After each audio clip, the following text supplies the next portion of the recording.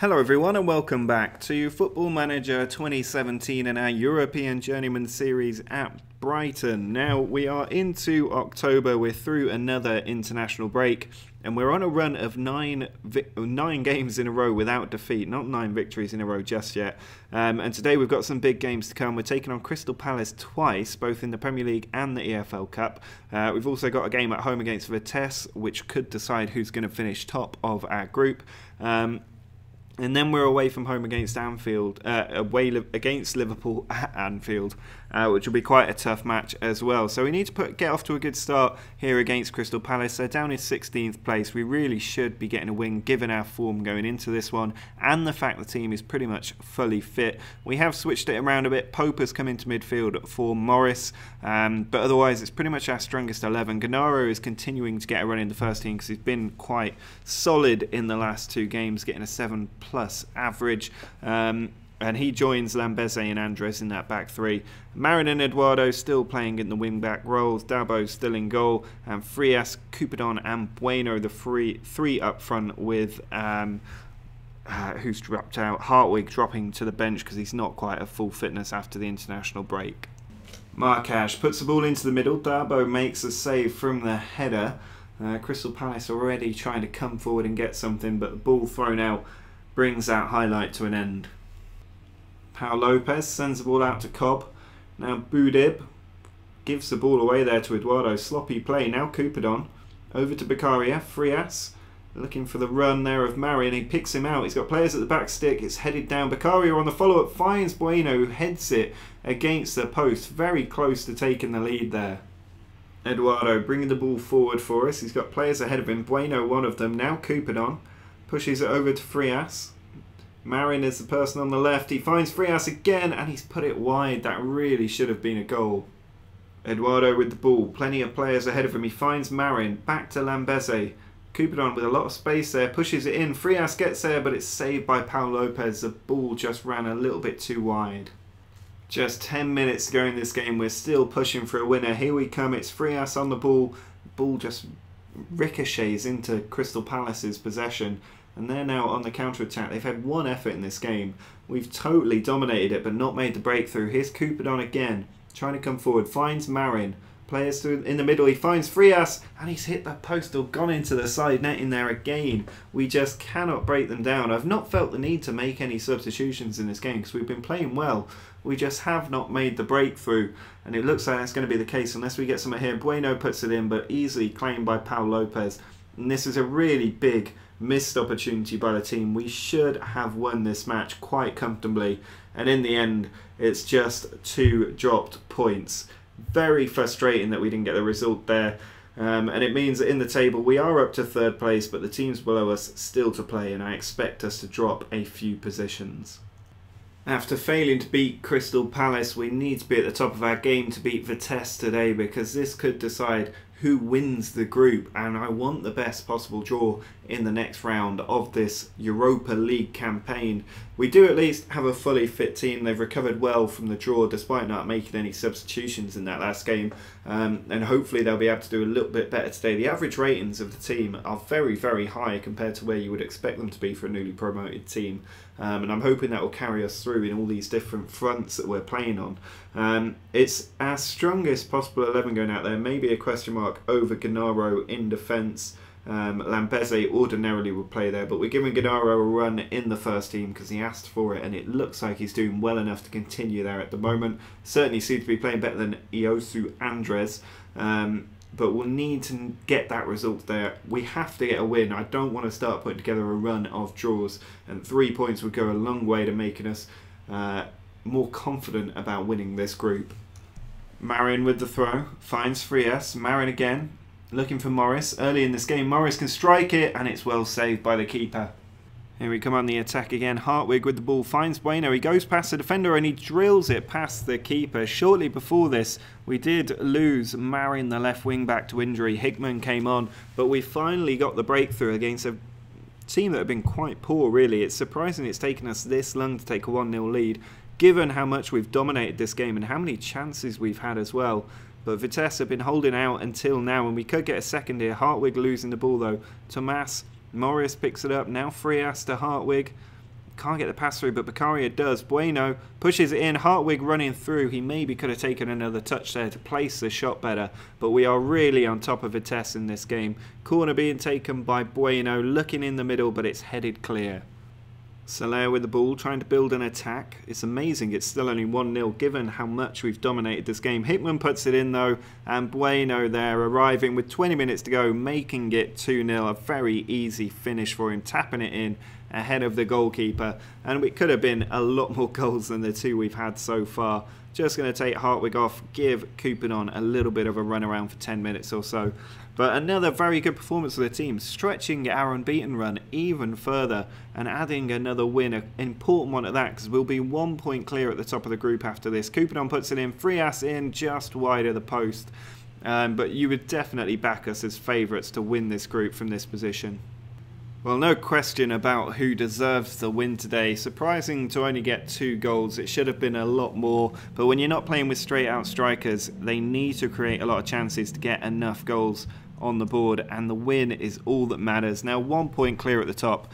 A little bit tighter than I would like. We should have beaten Pathos de Ferreira, and then we really would have been just 1 game away from qualifying for the next stage, but I think that's really just a formality. Marrying out for 6 to 7 weeks is not ideal, but this unbeaten run just continues to go.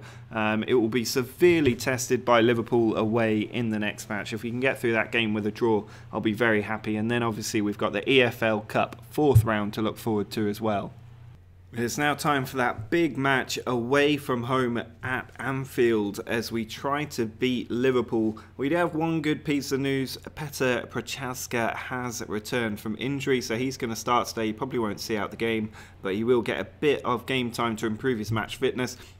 Jordan Pope is also having to be a makeshift left wing back because we don't really have the players available to us to play in that position, so he will shift down in that area. He's not too bad as a left wing back, certainly a good makeshift one, so he should do the job there. Eduardo obviously at right wing back, Beccaria and Morris both in midfield. Hartwig, Frias and Bueno are the 3 up top, and hopefully we can see out a draw in this game. It's not the end of the world if we do draw, but we really just need to avoid defeat. Hartwig with a free kick finds Pope. He's tackled as he tries to enter the box. Now Sato back to Paslak, still playing football at this age. Now Horvat finds Riera. Bravo tackled well by Morris. Here's Bueno trying to come forward. Finds Eduardo. Beccaria onto Hartwig. Now Frias looking for the key pass, but it's cut out. But he's picked up the ball again, Frias, and he drills the effort, but straight into the arms of Mora. Pope finds Frias. Tries to put the cross in. It's cleared out. Bravo has it. Sent back to Gonzalez. Liverpool not impressing me very much in this opening half now, but that's a horror tackle from Jordan Pope, and this could be a game-changing moment. It's a straight red card. I don't know what he was thinking there. He's playing out of position, and he's just committed an absolutely atrocious tackle, which means that we're now going to have to switch to a very unusual formation.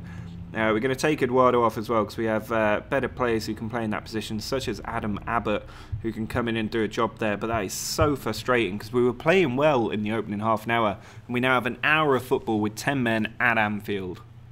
Gonzalez trying to keep the pressure up. Now Sato, Liverpool with free rein down the wings. Prochazka with a terrible clearance there, straight to the head of a Liverpool player, and Darboe with a flying save keeps the ball out. But we are looking on the ropes already after that red card. Yamakov puts the cross in, and it's a missed catch from Darboe. Sato with an easy header, and just like that we've fallen behind. It's been a game of errors from us so far, just not good enough against opposition like this. Darboe sends the ball forward straight to Liverpool again. Now Paslak to Gonzalez.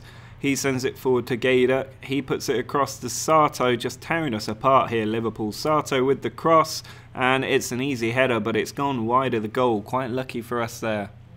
Gayduk with the corner into the middle. Another missed attempted catch from Darboe, and we have even more fortune. But he's really got to improve. This is terrible goalkeeping. Liverpool come at us again with Gayduk. Puts the cross in. It's gone all the way to Sato there somehow. Abbott with the clearance from that cross. Now Elmi chasing after the ball, finds Gonzalez. We are pressing them even with 10 men. Lambeze's header straight to Horvat. Gayduk with too much space 3 players at the back stick, and Sato arrives to finish off the move and any hope of us getting back in this match. Sato puts the cross in, it's cleared out, 20 minutes to go. Yamakov to Gayduk, players at the back stick, and Sato is there. I think that's his hat-trick now. It is his hat-trick. He's torn us apart with some excellent finishing, and really the red card, our system is not built to deal with 10 men. It really isn't, and that has been exploited today. Elmi over to Sato. Now Paslak charging forward, puts the cross over to Bruce in a good position. He puts it in and Bravo makes it 4-0, and it's just a simple cross and finish every time that's given Liverpool the goal. Frias trying to put the ball over the top, easily picked up by Gonzalez. Gonzalez again. Yemakov trying to come down the wing again. Liverpool. Bruce too easily past his man, and that was not even a real attempt on goal, but De Bruyne has managed to get the goal for Liverpool to make it 5-0. We're going to have to go to contain because this is just absolutely humiliating. Elmi with the ball. He's tackled by Bueno there. A silly mistake to make, but Bueno can't even finish that chance. Summing up our day, really. And this is going to be a terrible defeat. Well, there is the full-time whistle. The referee puts us out of our misery. It's the worst defeat I can remember us having for quite some time. We really should be doing better than that. And 10 games into the season, 17 points is not bad. It could and should be more than that. But I will take 7th place. The final game of this episode is away from home against Crystal Palace. We have drawn with them earlier in this episode, which is a bit frustrating now. Away from home, I'm playing a bit of a rotated team to try and improve fitness in the squad. I might even look at moving Max Morris out, depending on who may be able to replace him. Pope, obviously suspended after the last game. There's not too many options here, so I think he's going to have to play despite his reduced fitness. Coupadon and Pospisil both come in up front with Bueno. Gennaro also comes into midfield alongside Morris. Hickman back at left wing back with Fernandez in at right wing back. Lambeze, Andres and Soler all in defence, and Amego still in goal despite his actually Amego coming into goal, sorry, after Darbo's poor performance against Liverpool. Fernandez trying to come forward down the right. Here's Coupadon, who's picked up a knock, pushes it into Morris. He slips into Bueno, and at point-blank range, he's failed to score. I thought he was more likely to be offside, but apparently he wasn't. We do need to take Coupadon off, though. He's not in the best form, so Frias can come on and hopefully make an impact. Bueno with a corner before that happens, though. Lambeze with the header straight over the bar. Fernandez trying to come forward. Pulls it back to Gennaro. Now Morris onto Pospisil. Bueno trying to cut inside, finds Frias. He puts it into Pospisil, good position, and he's just put it wide of the post. Amigi sends the ball out to Kovalev. He's trying to come down the right hand side. Puts a cross in, and it's an easy finish for Doroshenko. We really should have cut that out long before it got to that position. It was an easy ball put forward as well. Just terrible defending, and suddenly we're 1-0 down. We are trying to get back into it, but instead it's Doroshenko on the ball again. Now Nelson trying to come forward, pushes it out wide to Kovalev.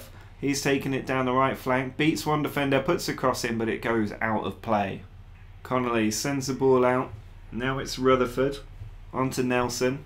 Crystal Palace certainly coming more into this game since taking the lead. Now Pospisil onto Bueno. Can we get that equaliser? Fernandez puts the cross in. Frias can't win the header though, and now Palace can come at us on the counter-attack. Soler's won the ball though. Now Frias again goes for goal, and he's hit the crossbar. That really would have been spectacular.